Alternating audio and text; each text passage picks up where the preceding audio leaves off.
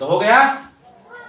तो हम लोग कभी पढ़ने जा रहे थे, यानी मध्य में जैसे भाज्य संख्या, भाज्य संख्या, सम संख्या, विषम संख्या है, इसमें बहुत सारा बच्चा का कभी होता है प्रॉब्लम होता है। बोलो।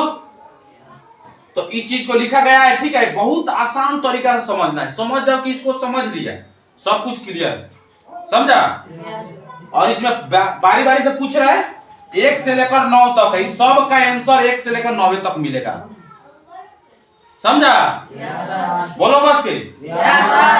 तो इस सब का आंसर वहीं तक मिलेगा, लेकिन ये कंफ्यूजन है, कोई कंपटीशन का तैयारी नहीं चल रहा है, 7वां 8वां मान के चलो पढ़ रहा है, तो इस चीज को समझाना भी जरूरी। जैसे सवाल कोई पूछेगा कि सबसे छोटी सम संख्या, तो सबसे छोटी सम संख्या क्या है? 2।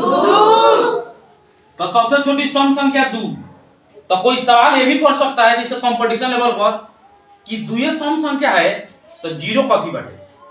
0 माने सम संख्या किसे कहते हैं? वैसी संख्या जिससे 2 से पूरा पूरा भाग लग जाए उसे सम संख्या कहते हैं। 2 से लगेगा चाहिए, कथी से? 2 से। तो 2 से तो 1 में तो नहीं लगेगा पूरा पूरा, 2 में पूरा पूरा लगेगा, 2 के पारा 2 पे परम 1 बेर है, 2 के पारा 1 बेर। तो 0 है तो 0 में 2 से पूरा पूरा भाग लगाता है 0 बेर, तो 0 सम संख्या होगा कि नहीं?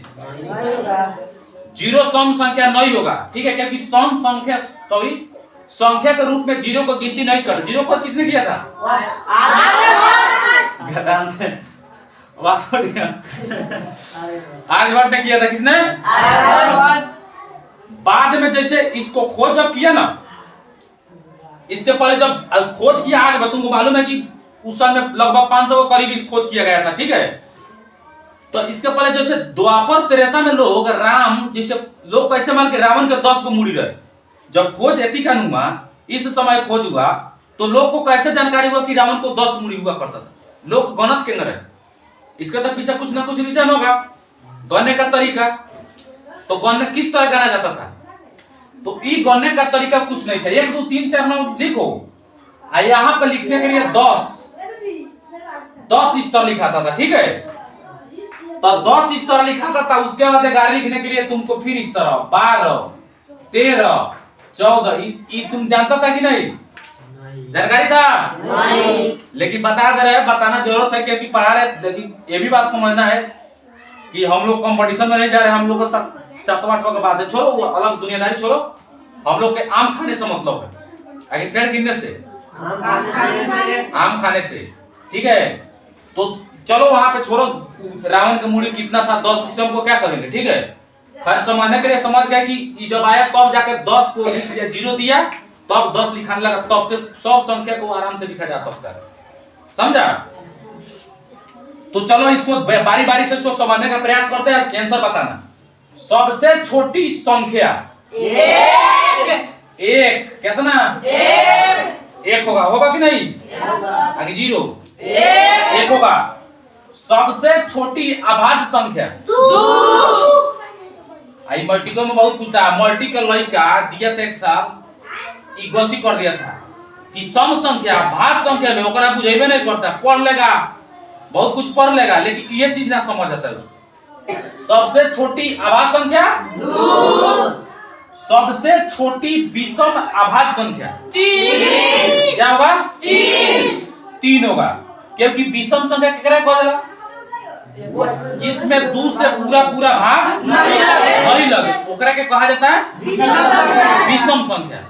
और जेकरा में 2 से पूरा पूरा भाग लग जाए उसको कहते हैं भाज्य संख्या।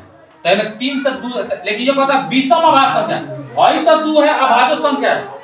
अरे ध्यान दो इधर, अरे 2 तो अभाज्य संख्या है, लेकिन इस सम अभाज्य संख्या, एकरा बाद में कोई ऐसा सम संख्या नहीं मिलेगा जो कथी होगा? अभाज्य होगा। एकरा बाद में कोई नहीं मिलेगा तुमको, समझा। सबसे छोटी सम अभाज्य संख्या 2, इसका भी आंसर कथी? 2। सबसे छोटी अभाज्य संख्या जो सम नहीं है, तो सम नहीं थे तो जौन बात जो 20 में नहीं होगा, तो इसका भी आंसर 3 होगा, समझा। सबसे छोटी भाज्य संख्या 4। सबसे छोटी भाज्य संख्या 4। अब भाज्य संख्या किसे कहते हैं? किसी दूसरे जगह भाग संख्या कहते हैं। वैसी संख्या जिसमें एक एवं स्वयं को छोड़कर किसी दूसरी संख्या से भाग लग जाए वो भाज्य, आ भाग नहीं लगे भाज्य संख्या। तो 4 के बाद 4 में 1 आ स्वयं मतलब 4 के छोड़कर कोनो दूसरा से लागत है तो भाग लग जाए तो कथी हो गया भाग संख्या। तो भाज्य संख्या के जैसे परिभाषा तो अनेको जिस तरह चाहेगा, जैसे अभाज्य संख्या के परिभाषा तुमको कम से कम 2 गो गुणनखंड होके के चाहिए। तो ई तो बहुत पुराना बा, ई नया ट्रेंडिंग में चला कम से कम 2 गो गुणनखंड। अब कोनो लड़का चौथा पांचवा के बाद 7वां 8वां उसको गुणनखंड समझ आएगा, समझेगा, लेकिन समझना हम लोग बचपन से याद कर किए थे। यही तरीका है सबसे छोटी विषम में भाज्य संख्या 9। आई आधा लगे गलती होगा, बोली 9 कहां से विषम भाज्य संख्या हो? 9 सबसे छोटी है, अब विषम होना चाहिए। तो अच्छा विषम, तो विषम तो संख्या है या भाज्य संख्या। भाज्य का मतलब है गुणनखंड कम से कम 2 से अधिक होकर के चाहिए, 3 4 5 6 7 इतना हो, ठीक बा। ये एसएससी सीजीएल में पूछा गया सवाल है। आई 9 सबसे छोटी परिपूर्ण संख्या 6 कथी कहते हैं? सबसे छोटी परिपूर्ण संख्या 6 को कहते हैं। तो सबसे छोटी परिपूर्ण संख्या होता है 6, ठीक है। परिपूर्ण काहे कहा जाता है इसको? परिपूर्ण कहने का तरीका इसको समझते हैं। जैसे 6 का गुणनखंड निकालो, परिपूर्ण संख्या कहता है को कहेगा छोड़कर, अब बाकी जो उसका गुणनखंड है तो उसके गुणनखंड उसके योग के बराबर होता है, तो समझ जाओ परिपूर्ण संख्या है। जैसे 6 1 से कटेगा, 2 से कटेगा, 3 से कटेगा, 6 को छोड़कर एकरा बराबर कर दे, एकरा बाद 3 2 5 1 6, 6 बराबर 6, तो ये परिपूर्ण संख्या हुआ कि नहीं? हुआ। तो सबसे छोटी परिपूर्ण संख्या 6, एकरा बाद में 28, ठीक है, वो परिपूर्ण संख्या। सबसे छोटी सम संख्या 2, तो बधो बता देगा।